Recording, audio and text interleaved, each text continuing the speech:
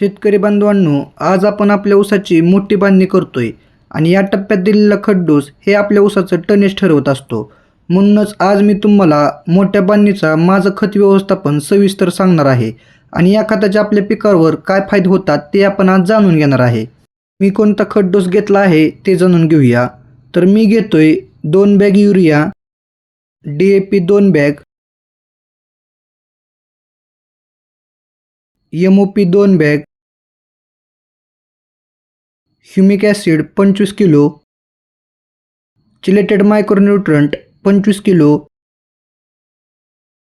Calcium magnesium plus sulphur अशी combination असलेली 1 bag आणि निंबोळी 1 बॅग. हा माझा संपूर्ण 1 एकरसाठीचा खड्डूस आहे.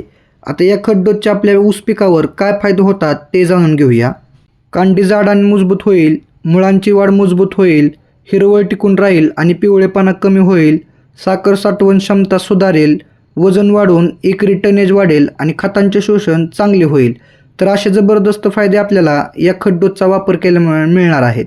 शेतकरी मित्रांनो, जर तुम्हाला एकरी 70 ते 100 टन ऊसाचं उत्पादन घ्यायचं असेल तर मोठ्या बांधणीचा डोस हा खूप महत्त्वाचा आहे. त्यामुळे तुम्ही योग्य डोस हा टाकला पाहिजे आणि तुम्ही या खड्डूसमध्ये तुमच्या जमिनीनुसार बदल पण करू शकता, ज्याने तुम्हाला अजून चांगले रिझल्ट मिळतील आणि तुमचे उत्पादन वाढेल. माझा व्हिडिओ माहितीपूर्ण वाटला असेल तर आपल्या ER फार्मर या यूट्यूब चॅनलला सबस्क्राईब करा, व्हिडिओला लाईक करा, शेअर करा. धन्यवाद.